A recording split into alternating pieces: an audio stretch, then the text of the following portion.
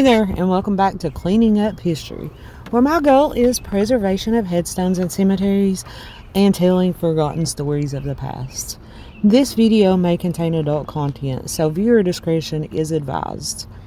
Today I want to tell the story of Aaron Baird, a World War II veteran from Kimball County, Tennessee, 1923 to 1993. And while I tell Aaron's story, I'm just going to do like a quick tour of Woodlawn Cemetery. Woodlawn is one of the largest, if not largest, cemetery in Campbell County, containing 5,115 graves according to Find a Grave, and is approximately 25 acres in size. This cemetery contains many of the founding individuals of La Follette, various business owners that started businesses in La Follette, just various people from all walks of life. There are people here who died from the smallpox epidemic. There are people who are murdered, the people who, there's just so many stories here in this old cemetery to tell. There's old and new graves in this cemetery. They take pretty good care of the cemetery here at Woodlawn by keeping the grass mowed and debris picked up and things like that. However, the caretakers do not care for or maintain the headstones. So unfortunately, a lot of these old stones whose families are also gone, and they are just kind of forgotten and neglected, and they get covered with biological growth. This stone here I'm showing, it's the stone of two children, but one inside of that stone was so covered with moss that even back when the cemetery was documented, it was just documented as one grave because you couldn't see the name on the other side of the stone.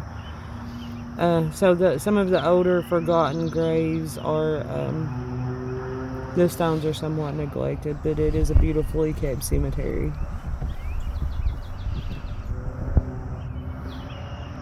I have many family members buried in this cemetery. My grandparents, aunts, uncles. I have some great-great-grandparents buried here, some great aunts, and many friends buried in Woodlawn Cemetery.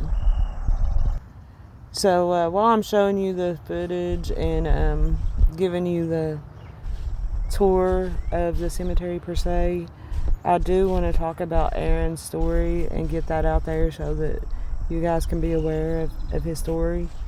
I do want to mention there used to be another portion of the cemetery that was back on some privately owned land, and many years ago this cemetery grounds was turned into a pasture field by the property owner, and slowly the cemetery was destroyed, and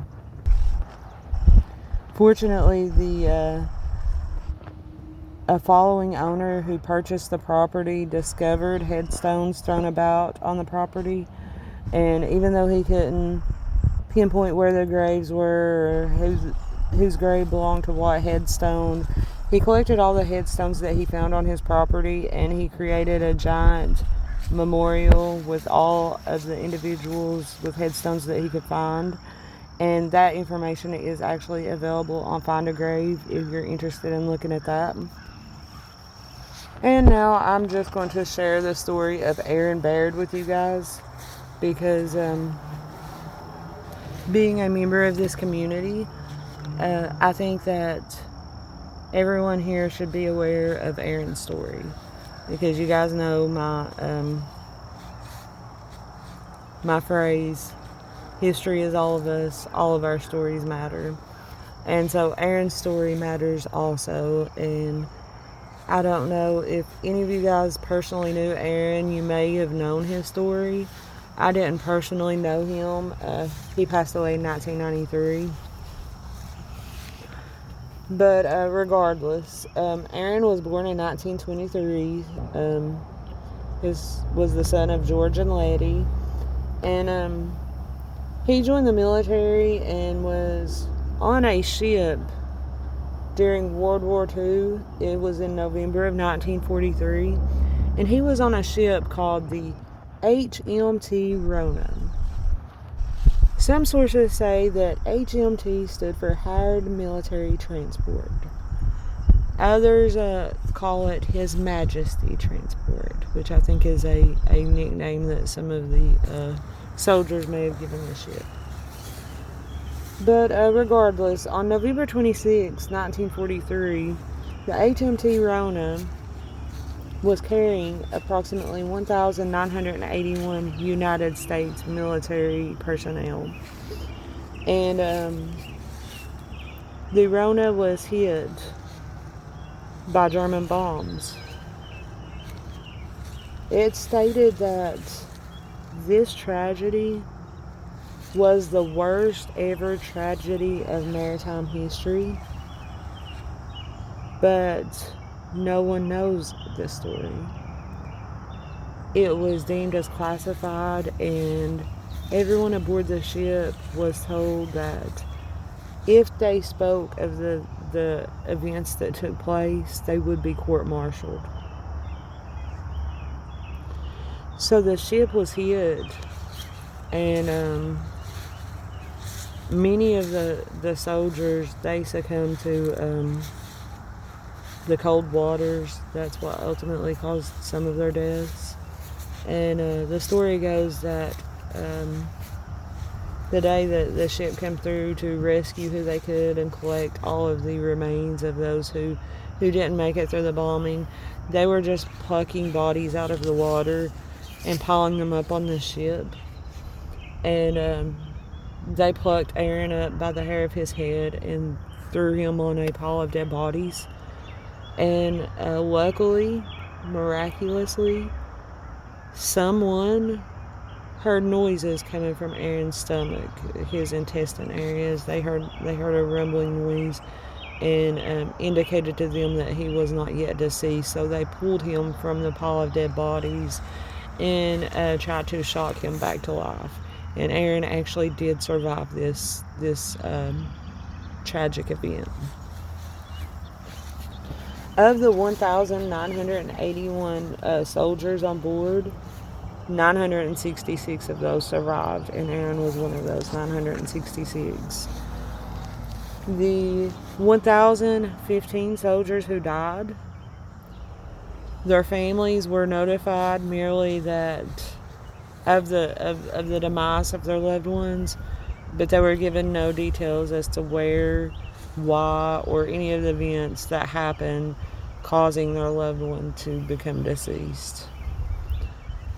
It said that there was a telegram sent saying do not release the information that happened on the HMT Rona, because the government didn't want the enemies to be aware of how much damage they did cause.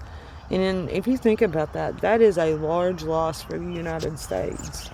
1,015 lives were lost. And this tragedy was never spoke about.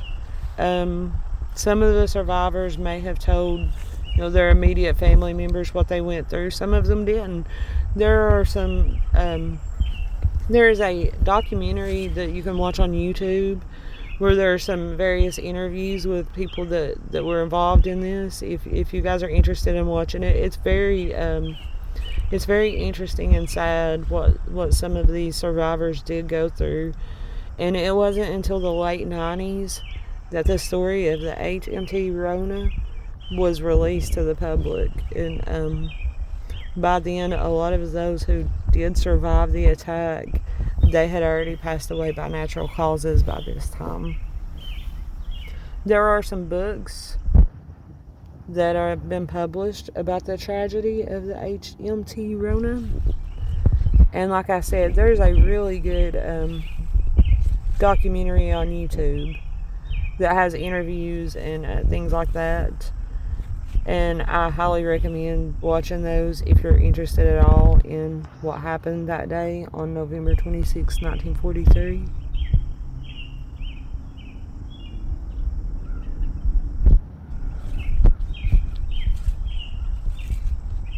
I found notes somewhere that these men were directly ordered by FDR not to speak of the incident.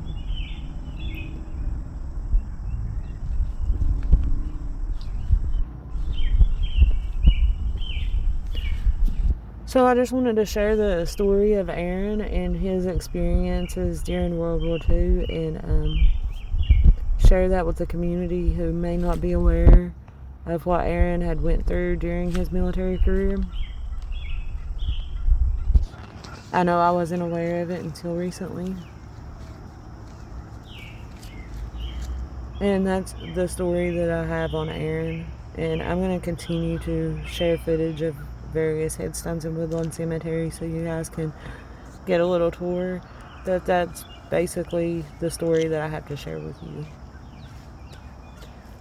Thank you guys for watching, and as always, if you like the content of my channel, don't forget to hit the subscribe button down below. And remember, a person is never forgotten until the last time their name is spoken. Thank you guys, and I'll see you next time. Bye-bye.